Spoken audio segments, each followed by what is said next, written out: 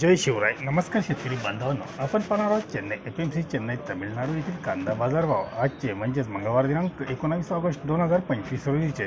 चेन्नईमध्ये 60 गाड्यांच्या जवळपास कांदा आवक आली होती.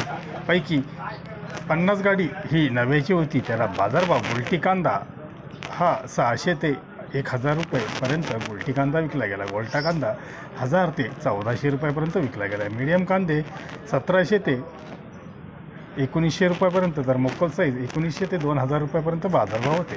फुल बिग गोळे कांदे 2000 ते 2200 रुपये, तर एखाद दुसरे वक्कल 2200 ते 2300 रुपयापर्यंत विकले गेले.